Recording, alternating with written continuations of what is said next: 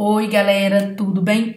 Bom, vou esclarecer uma dúvida que tá assim deixando vocês de cabelo em pé, que vão fazer concurso aí do CESP. Não importa se a sua discursiva seja de conhecimento específico, não importa se a sua discursiva seja de atualidades. O interessante, a pergunta que mais os meninos têm me feito por conta de algumas polêmicas que foram levantadas é se tem que fazer introdução ou não na discursiva do CESP.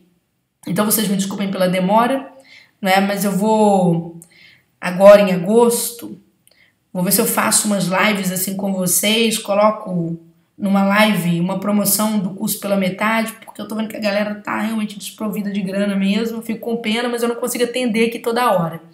Então eu faço umas coisas assim para ajudar para quem fica acompanhando o canal, tá? Se você não acompanha o canal, toque no sininho, que de repente você vai conseguir entrar num curso nosso aí por um valor mais em conta. A gente vai fazer uma promoção relâmpago aí para vocês depois. Mas um pouco mais para frente, com esses em andamento, não dá para fazer, tá bom? Gente, eu vou tentar ser bem clara para ajudar vocês a solucionarem a questão da introdução. Primeiro que eu quero dizer é que você não pode tomar um modelo do que aconteceu em uma discursiva do CESP em 2018, né? E quem tá falando com vocês é Júnior Andrade, que entende desse negócio de trás para frente para trás. Você não pode tomar como modelo, isso aconteceu no último concurso, agora o CESP mudou. Alto lá. Gente, eu devo ter corrigido em 2018 mais de 600 discursivas na fase recursal do CESP, não corrigido exatamente na fase recursal, mas recebido esse volume de discursivas em 2018. Um volume altíssimo de discursivas. Então a gente tem isso tudo cadastrado.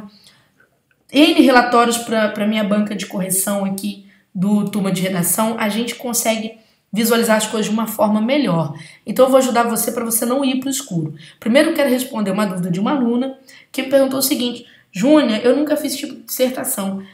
Eu teria que colocar título? Não precisa, querida, tá? Já guarde para você. Título é uma coisa completamente dispensável no CESP, a menos que a banca... Sabe isso aqui? Aluno não tem mania de não ler isso aqui, sabe? São as regras para você escrever. Sempre leia, porque você pode um dia cair numa caixinha de surpresa. Nunca deixe de ler. A banca nunca pede nada aqui para você colocar título, mas eu posso contar a história da Funiversa, que uma vez escreveu: dê um título à sua redação. E aí, né, muita gente não viu e não fez isso. Então sempre leia com cuidado, porque às vezes aqui pode haver um coringa aqui em cima que vai te levar lá pra frente no concurso, tá bom? Então vamos lá. Mas vamos voltar a falar daquilo que nos interessa. Eu peguei uma prova da ABIN e vou mostrar pra vocês várias provas de 2018, que é exatamente para vocês não falarem: olha, o CESP tá assim 2018. Cara, 2018 é um ano que a discursiva do CESP teve vários formatos. A gente teve discursiva com tópico, a gente teve discursiva solicitando introdução, a gente teve discursiva solicitando posicionamento, que o CESP nunca pede, geralmente a redação do CESP é sempre uma dissertação argumentativa, mas que tem um cara de dissertação expositiva pelo próprio espelho que a banca fornece, né? Pela própria resposta padrão que a banca fornece. Então eu trouxe aqui a prova da ABIN, trouxe outras provas, quero mostrar a vocês com paciência. Vou deixar esse vídeo também para meus alunos, lógico, mas vou compartilhar esse vídeo com vocês que eu sei que está bastante angustiante. Vamos lá. Mas são meus colegas de redação que às vezes fazem essas coisas e vocês me deixam loucas. Gente, aqui se diz: tendo o fragmento de texto apresentado como referência inicial, redija um texto dissertativo acerca da Estratégia Nacional de Inteligência. Eu sei que você não estudou para BIM, talvez, tá? Não tem problema não, eu explico o que é o assunto e se tem introdução, se não tem. Aí a banca diz assim: ao elaborar seu texto, com base no quadro de correlações entre eixos estruturantes, desafios e objetivos, né, aborde os seguintes aspectos. Bom, vou explicar por alto o que é isso aqui, para vocês entenderem o que é isso aqui. O cara que estava na BIM, ele certamente estudou a ENINT, né? A ENINT, que é um documento que foi publicado em 2017, que traz uma série de conceitos pertinentes à parte do sistema de inteligência brasileiro. É um documento que foi editado no ano passado e que tem a função de vamos dizer, aprimorar o nosso sistema de inteligência. É isso. Esse documento, a gente tinha um quadro, tá vendo? Igual o CESP fala aqui, tinha um quadro. E nesse quadro estava numa coluna eixos estruturantes, noutra coluna desafios e noutra coluna objetivos estratégicos. Você vai ver que o CESP pede exatamente a mesma coisa, ó, eixos, desafio e objetivos estratégicos. Certo? Ela vai pedir uma parte desse quadro. Na verdade, ela não pede nenhum quadro inteiro, porque eu lembro que desafios, acho que eram 2 tipos de desafios, né? Ver como que Júnior sabe, a BIM não, é que leu tantas redações da BIM que guardou isso. Então, quer dizer, acho que eram 2 desafios, acho que eram 4 objetivos estratégicos, e a banca pede um desafio e 2 objetivos. Por isso que ela pede essa parcial. Eu te pergunto, o aluno precisa fazer a introdução para esse tipo de discursiva? Não. Por que não? Porque o que ele pergunta lá em cima, no enunciado, é a mesma coisa que está nos itens abaixo. Então, este é um tipo de texto em que, quando o enunciado vira, o enunciado geral, chamado enunciado central, vira espelho, dos seus próprios itens, ou seja, se você fizer uma introdução, você está fazendo uma redundância, não tem valor nenhum para o CESP, tá? Eu tenho redações de alunos que tiraram nota excelente, que fizeram uma pequena introdução explicando o que é inint, depois o aluno tinha que repetir tudo, né? E tem o aluno que tirou total, que só escreveu sobre os tópicos, 2018. O que mudou? Nada. Um fez de um jeito, outro fez de outro, tá? Vamos mais. Vou mostrar aqui. Ainda nessa mesma prova da BIM, ela pediu uma dissertação, depois pediu uma questão. Aqui tinha uma questão pedindo para falar sobre partidos políticos. O Brasil, no período 65 a 82, que é isso? Ditadura. Aqui, os tópicos, eles tratam exatamente do que aconteceu com esses partidos nesse período. Não tem nem que fazer introdução. É espelhamento, tá vendo? Mera reflexão do que está acima. Entendeu? Depois nós temos, olha que legal, por isso que eu falei com vocês que é uma dinâmica diferenciada de redações em 2017. Vou mostrar todas as nuances para vocês, né? Então vamos lá. Questão número 2 da BIM. Aqui tinha um fragmento acima como referência inicial, pedia para discorrer a respeito do quê? De 3 coisas. Da inserção do Brasil no âmbito da segurança internacional, identificando as principais instâncias e mecanismos por meio das quais se dá a participação do Brasil no enfrentamento ao terrorismo, na cooperação de enfrentamento ao crime organizado transnacional e no enfrentamento aos crimes cibernéticos. Veja que cada um tem um pontinho. Cada pontinho é dado para 3 tipos de crimes: terrorismo, crime organizado e crimes cibernéticos. Aí nesse início, ele falou assim, para você discorrer sobre a inserção do Brasil nesse meio de segurança nacional, identificando as principais instâncias e mecanismos dos quais o Brasil participa. Gente, não tem que fazer introdução aqui, e se você fizer, você vai estar perdendo seu tempo pelo seguinte, porque quando ele fala no combate ao terrorismo, haverá as instâncias, haverá, tá galera? Verbo haver no singular. Haverá as instâncias internacionais, porque o Brasil, para se inserir no meio internacional, ele tem que assinar tratados e convenções. E tem que ter a cooperação de suas polícias, seu sistema de inteligência, né, com o de outros países.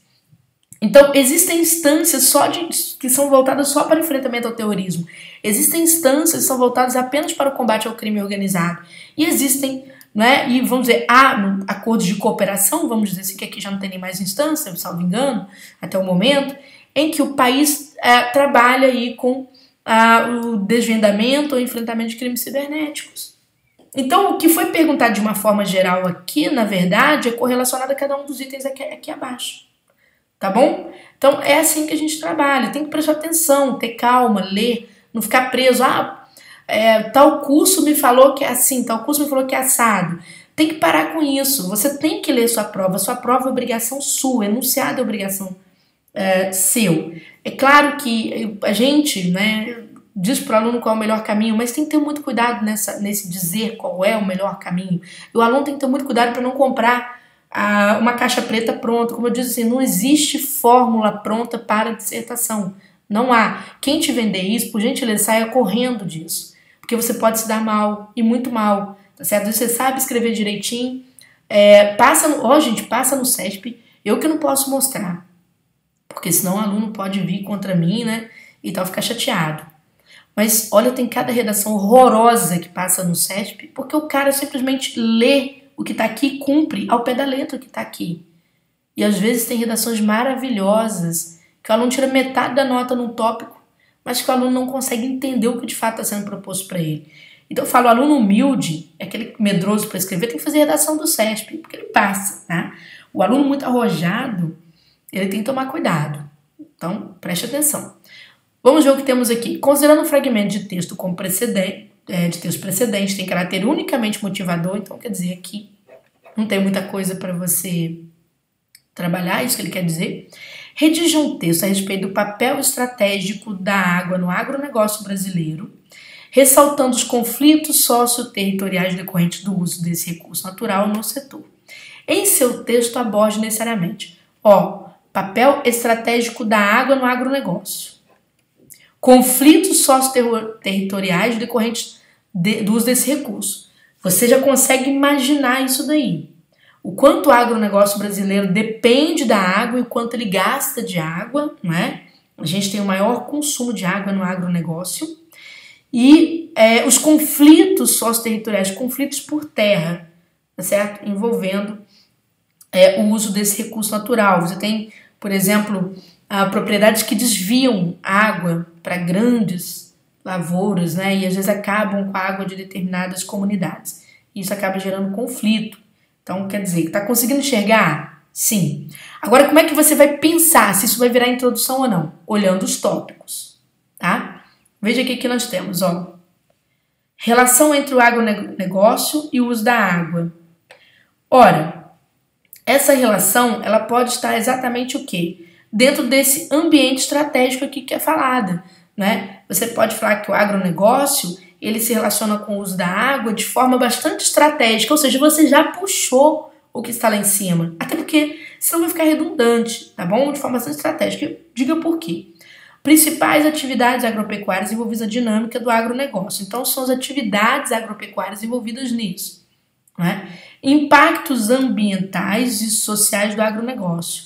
Ora, tá vendo que aqui se falou de conflitos socioterritoriais? É um dos impactos o quê?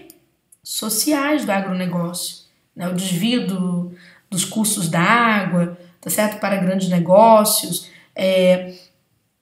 gerando conflitos aí por esse recurso natural, né? Aí tem os impactos ambientais que tu pode falar sobre eles. Então veja que isso aqui, se você quisesse fazer uma introdução sobre isso aqui, poderia. Mas também quisesse encaixar, com um pouquinho de inteligência você consegue encaixar dentro do tema. O examinador não tem como falar que você não trabalhou bem, porque você trouxe essas questões que são perguntadas lá em cima aqui para baixo, tá bom?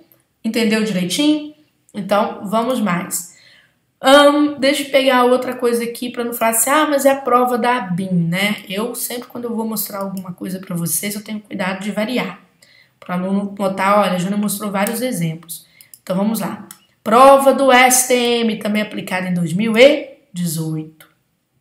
É uma prova que fala o seguinte, na trajetória da administração pública brasileira destacam-se o modelo burocrático, né, o modelo gerencialista, representado pela nova administração pública. Então, quer dizer, falou do burocrático e gerencialista. Veja que a banca não falou nada até agora, só falou que eles se destacam. Se destacam.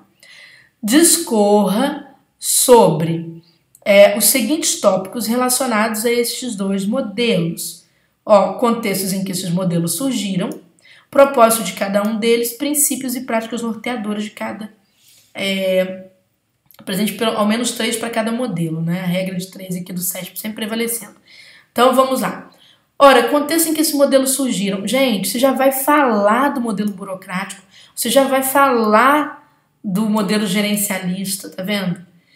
Propósito de cada um deles, você já vai falar no parágrafo seguinte. Júnior, mas eu quis fazer uma introdução explicando cada um deles. Tá, Chuchu? Você pode fazer uma introdução falando o que é o modelo burocrático? Pode. Você pode falar uma introdução falando sobre o modelo gerencialista? Pode. A única questão que eu falo sobre as introduções é que você tem que tomar um cuidado para ver se você não vai ocupar a redação com algo que não vale. Não vale ponto, não vale dinheiro, porque esses pontos aqui valem o dinheiro que você quer amanhã. Se não tem pontuação lá, Você tem que prestar atenção. O assunto é diferente do de baixo? Não. Então, são duas regras para você fazer a introdução, ó. Duas regras para você pensar se deve fazer a introdução ou não. Primeiro, observar se o assunto é um diferencial. O enunciado é diferente dos tópicos. Enunciado diferente dos tópicos. Se você tiver alguma coisa enunciado bem diferente dos tópicos, aí você faz a introdução. Tá bom? Aí você faz a introdução. Por quê? Porque a banca, ao chegar ao tópico 1, ela vai avaliar o conjunto.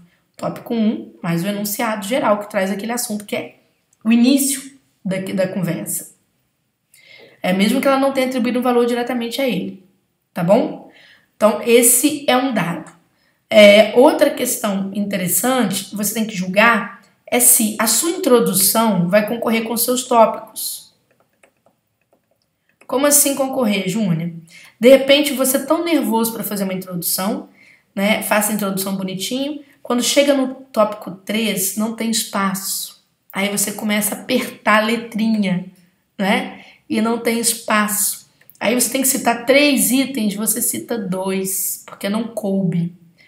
Você tá ferrado, porque a nota vai vir 1/3 a menos. E a sua introdução não terá te ajudado em nada. Tá bom? Então, avisando para aí, né? Para que você possa ter consciência disso. Vou pegar outra prova aqui, ó. STJ agora, hein? Vou pegar a prova de conhecimentos gerais do STJ. Novamente, outra dinâmica de exibição do tema. A banca deu aí esses textos aí para vocês, né? Tema trabalhado no nosso curso, bastante vezes até, diz assim: considerando as ideias precedentes nos fragmentos atuais apresentados anteriormente, redija um texto dissertativo a respeito do tema. Veja que a banca pediu para você considerar essas ideias precedentes. E ela diz assim, pediu para você dissertar sobre esse tema, o anonimato digital e o abuso do direito à liberdade de expressão. É um tema geral, não é? Aí vem aquele sofrimento. Faça a introdução, não faça. Primeiro, observe aqui. Ao construir seu texto, apresente um exemplo de situação em que a emissão de opinião no meio digital pode significar abuso de direito. Então aqui tem um item. Veja que a banca safadamente, né, não existe essa expressão, mas de forma bastante safada, não colocou pontuação para você saber exatamente o que está sendo questionado. Mas vamos lá. E discuta maneiras de prevenir ou coibir esse tipo de comportamento. Galerinha, olha só. Ele está pedindo aqui já um exemplo, não tá? Sim. Então vamos pensar a dissertação. A dissertação ela é dividida em tese em 3 partes. Introdução, desenvolvimento, conclusão. Tá? Isso aqui é chamado de dissertação lógica. Nem sempre o CESP respeita a dissertação lógica. Ele trabalha muito com a dissertação performática, ou seja, escreva a partir dos tópicos. Vocês têm visto isso aí comigo. Então vamos lá. Você tem a introdução que pega o cerne do tema, não é? Aqui na introdução vem geralmente uma tese, traz o assunto geral, ela é mais geral. Ela traz o objetivo do texto. No desenvolvimento, você terá o quê? As ideias que ampliam esse objetivo, geralmente o CESP os traz em tópicos, vai trazer essas ideias em tópicos, não é isso? E aí você vai ter as chamadas ideias, que são conhecidas como argumentos, mais as estratégias argumentativas. O que são estratégias argumentativas? São mecanismos de comprovação, são as provas.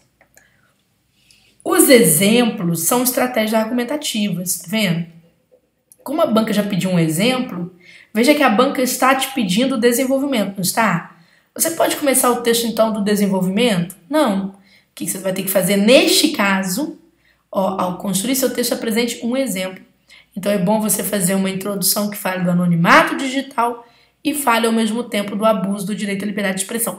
Neste caso, uma introdução seria muito bem-vinda, porque você vai precisar exemplificar alguma coisa. E para exemplificar, você tem que ter um precedente. Tá bom?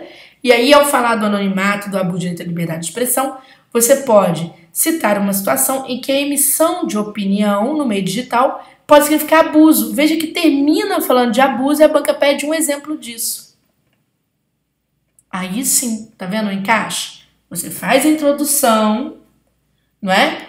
E depois você fala sobre esse exemplo e depois você vai discutir as maneiras de prevenir ou de coibir. Veja que a banca falou prevenir ou coibir esse tipo de comportamento, né?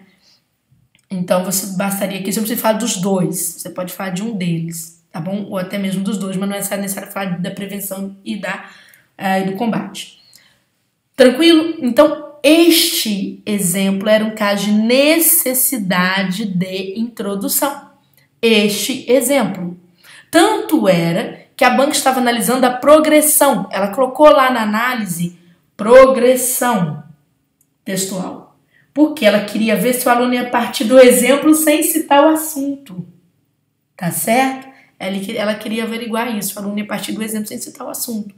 Então, o aluno teria que falar sobre essas duas partes, depois citar um exemplo, bastaria um único exemplo aqui, que é só pedir um exemplo mesmo, e tal. Então, realmente uma jogada de percepção. Quem sacou isso daqui, fez a redação, correu para o abraço, tá lá no STJ.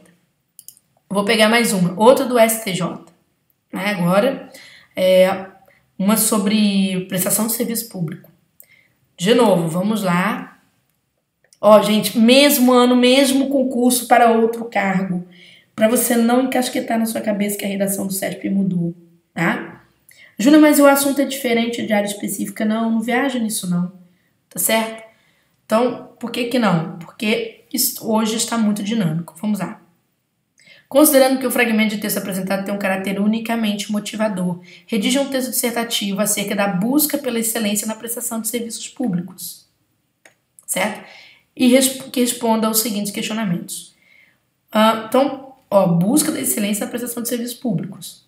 Como melhorar a qualidade na prestação de serviço público? Primeira pergunta. Em que medidas técnicas de mapeamento, análise, melhoria de processo podem contribuir com isso, né? Bom, gente, quando você fala da busca pela excelência, você concorda que essa pergunta ela tem muito a ver com essa daqui, como melhorar a qualidade na prestação de serviço público? Você pode falar aqui para melhorar a qualidade. Para que o serviço público atinja excelência, né, é preciso melhorar a qualidade na prestação dos seus serviços. E aí vai dizendo de que forma. Júnior, aqui tem 2 tópicos. Como é que eu respondo? Qual que é o conselho que você me dá? Que é outra dúvida também de vocês. Como dividir a redação? É o seguinte, gente. A gente notou este ano, né, na banca de correção, por exemplo, vamos supor, se a redação tinha 3 tópicos, o ideal é o aluno gastar um parágrafo para cada tópico, tá? E não procurar dividir. Se a redação tem 2 tópicos, a gente notou notas boas ou ruins, isso independente de o aluno ter apenas 2 parágrafos ou de o aluno, né, organizar melhor o seu texto, certo? Dividir o primeiro tópico em 2, dividir o segundo em 2. Fica interessante.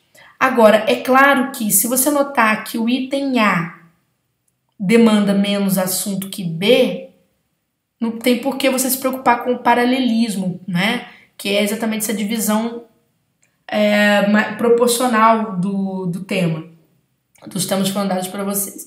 Aí você não tem necessariamente que se preocupar com isso. O que a gente aconselha? Como eu disse para vocês, eu vi tanto uma situação quanto outra, tá? Tanto uma situação quanto outra.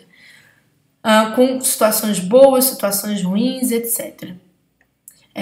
Então, gente, tem que tomar cuidado só porque, eu falo, tudo também depende da quantidade de conteúdo. Se o item 1 tem assuntos que ocupam 5 linhas, para que você vai dividir? Entendeu? Mas o item 2 tem assunto que ocupa 20 linhas, depende de dividir o item 2 em 2 parágrafos, tá? Que aí, embora não haja paralelismo, a justificativa está pelo volume, né, da paragrafação do outro tópico, ok? Vamos mais um pouquinho, ó. Esse aqui é a BIM, né? Deixa eu ver se eu deixei algum outro aqui aberto para você. Bom, deixa eu ver. A BIM já passei. Vou ver se eu tenho uma da EMAP. Eu tinha uma aberta aqui da EMAP. Eu vou entrar no site do SESP e eu tiro agora. Tenha paciência comigo. Tá bom? Então vamos lá. EMAP. Acabou de publicar resultado por esses dias, no momento que eu faço esse vídeo. Prova discursiva. Não lembro se é essa. Essa. Show. Até porque esse assunto interessa a vocês. A gente fala e cai na prova. Aí parece um bobão pra achar isso aqui assunto da esquerda. Eu vou te falar. Tem cada um. O povo tá meio doente com essas coisas agora. Vamos lá. fazendo cama para político. Atenção. Considerando que os fragmentos de texto apresentados têm caráter unicamente motivador, redige um texto dissertativo acerca do seguinte tema: o desafio de conciliar desenvolvimento econômico e preservação ambiental. Né? Quando você vai falar disso aqui, quando fala que você está sendo partidário, mas eu tenho que mudar de planeta. Então vamos lá, porque na Terra não dá para morar. Em seu texto dissertativo, discorre sobre os aspectos ambientais e econômicos envolvidos na questão, posicionando-se acerca do tema. Ô, gente, aqui a banca pediu, pelo amor de Deus, você tem que fazer duas coisas aqui. Discorrer sobre os aspectos ambientais e econômicos envolvidos na questão. Você pode falar quando que a economia ela começou a gerar passivos ambientais. Você pode falar sobre a Revolução Industrial, eu falei isso no meu curso, falando sobre fazer sobre isso, muito bem. Falando sobre quando esses passivos são causados de forma mais danosa ao meio ambiente. Né? Você tem aí a Revolução Industrial, você tem a aceleração do processo de produção no século XX, século XXI, né? Aceleração do processo de produção por meio do capitalismo tecnológico. Enfim, e logo em seguida, a banca pediu para você se posicionar a respeito disso aqui. Se você acha que dá para conciliar desenvolvimento econômico e preservação ambiental. Muita gente não se posicionou, falou que isso aqui seria uma questão discutível, né? Hoje muito se discute a conciliação do desafio econômico e a preservação ambiental. Veja que a banca pediu um posicionamento. É a primeira vez, depois de muitos anos, que o CESP pede esse posicionamento. Quando ele posicionar, você vai falar assim, nesse sentido, do jeito que continua a haver a destruição do meio ambiente, não é possível conciliar o desenvolvimento econômico nos moldes que se encontra hoje com a preservação ambiental. Então você deixa claro que não é possível.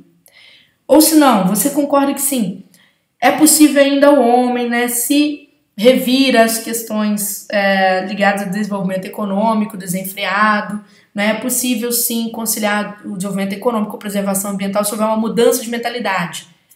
Pronto, quando você diz que é possível, você trouxe para mim o quê? Um aspecto positivo em relação ao tema, um posicionamento positivo em relação ao tema, tá bom? Então, quer dizer, o posicionamento valia ponto. A banca falou que vai, aí nesse sentido tem que fazer a introdução, tá vendo? Viu eu te mostrando os outros que não tinham pontuação? Esse já tem pontuação para você, tá? Trata-se necessariamente de aspectos, aí depois pergunta para você falar de aspectos positivos, depois de aspectos negativos, e veja que a banca dá a mesma pontuação. Então o ideal é que, aqui na hora de você dividir os conteúdos, que você possa dividir de forma, né, igual esses conteúdos também. Então você pode fazer um parágrafo para se posicionar, um parágrafo para falar dos aspectos positivos e um para falar dos aspectos negativos, acabou. E a banca ainda falou assim, se desejar, ilustre a sua argumentação com exemplos concretos. Se desejar. Também não é obrigatório. Tá bom? Também não é obrigatório. Ok? Então, gente, mas essa questão dessa polêmica, ela... porque eu mostrei isso, né? O aluno fala assim, mas isso acontece em prova de... Já sei que vão escrever embaixo aí, né? Os desavisados. Isso acontece em prova de conhecimento geral, Júnior, né? Devia ouvir dar aula no meu lugar. Veja só. Tem que responder assim, porque fica desfazendo, confundindo a cabeça das pessoas. Não sabe, tem que prestar atenção, gente. Ó. Vou mostrar para você como é que às vezes o aluno... 2010. Como que às vezes os alunos se equivocam achando que é um fenômeno recente, essa coisa tem que fazer a introdução, não tem que fazer. Em 2010, o Ministério Público da União fez um concurso, né, que foi assim, uma maravilha para os professores de redação ganharem dinheiro, uma maravilha para o CESP ganhar dinheiro, uma ferrada para os alunos uma atrás da outra. Né? Falo vocês de concurso, só tem uma pessoa que ferra no concurso, o aluno. Então, a gente que é pessoa consciente pensa um pouco mais na situação desse aluno. Olha só, aqui esse material está até no meu curso. Porque eu peguei... Por que eu fui lá em 2010? Para mostrar quando o aluno presta atenção nas coisas. Aqui nós temos um aluno, a redação do mesmo aluno está digitada porque... emprestou, mas pediu para não esconder a letra, né? Porque a primeira era vergonhosa, foi essa de 2010, tá? A segunda foi de 2013, meu material está invertido. Ele passou em 2013, o mesmo aluno. A área do direito, área específica. A área do direito, analista processual do direito. Em 2010, esse pobrezinho pegou esse estudo de caso que conta a história do João, que foi a uma farmácia pegar o seu remédio, né? E não conseguia esse remédio de controle de uso contínuo, e aí ficou super chateado e narrou uma situação para o promotor de justiça. E aí a banca veio e trouxe aqui os tópicos, né? Para você ver que é prova de conhecimento específico, trouxe os tópicos. O aluno resolve redigir de cara sobre os tópicos, porque aprendeu assim. Porém, olha que a banca pergunta aqui. Considerando essa situação hipotética, discorra sobre os direitos constitucionais violados, quer dizer, os direitos do João, que foi à farmácia pegar os remédios e não conseguiu. Pediu para discorrer sobre direitos. Na letra A, a banca pedia princípios do direito administrativo, aqui era direito constitucional. Depois, poderes do Ministério Público. E depois pedia lá a lei orgânica do MP, mas a lei que dizia a respeito das competências do Ministério Público e tal, os fundamentos aqui. Deixa eu te perguntar, isso aqui que está aqui em cima, espelho que está embaixo, é espelho? Não, não é. Reparou que é um assunto bem diferente? Sim. Então é obrigatório fazer a introdução sobre isso aqui, porque o assunto é diferente, tá? O assunto é diferente. Então, veja, o aluno não conseguiu, ele conta a historinha do João e depois fala, não é? Ó, em relação à situação descrita, podem ser, até errou, né? Evocados na defesa de João os seguintes princípios administrativos. E ele não falou sobre os direitos do João, os direitos constitucionais que foram violados, tá? O direito à dignidade da pessoa humana, de repente, né? Tá aí. O aluno não falou, tá vendo? Ele foi muito mal naquele ano, ficou super chateado, bravão da vida, né? Querendo chutar o balde com o concurso. Mas em 2013, né, já não foi mais coitado o nosso aluno. Ele tá lá agora no Ministério Público, na área de apoio jurídico, ele é especialidade em direito. E que a banca diz, em seu texto responde de forma fundamentada necessariamente os seguintes questionamentos. Né? Aqui estão os questionamentos. Tá? Mas antes, ó, redige um texto dissertativo acerca da relação entre os princípios institucionais do Ministério Público e a competência para promover atividades investigatórias para fins de preparação e eventual instauração penal. A competência, cara, a mesma coisa que estava lá em cima. A competência, né, está expressamente prevista pela Constituição Federal de 88, entre as funções institucionais do Ministério Público. A banca falou isso. Quer dizer, veja que a banca trouxe isso no tópico. Aí era necessário tu fazer uma introdução? Não, porque senão não ia caber tudo que você tinha que explicar aqui. Tá certo? Então, gente, é só você observar. Volta a repetir. Se os critérios são diferentes, olha só, volta a repetir. Se o enunciado é diferente do que está nos tópicos, faça a introdução. Se está te pedindo para se posicionar, se posicione. O pessoal está perdendo ponto é por não prestar atenção e não porque tinha que fazer isso ou aquilo, tá bom? Beijo grande para vocês, desculpe a chatice, né? Mas é porque eu fico louca que eu tenho que parar minhas atividades para dar essas dicas em relação a situações que era só fazer leitura mesmo, não tem nada que tensionar, nada que criar factoide, só você fazer mesmo o seu dever de casa de ler o texto, perceber o que está sendo questionado a você, responder com o máximo de simplicidade e bastante atenção ao que a banca está trazendo, tá bom?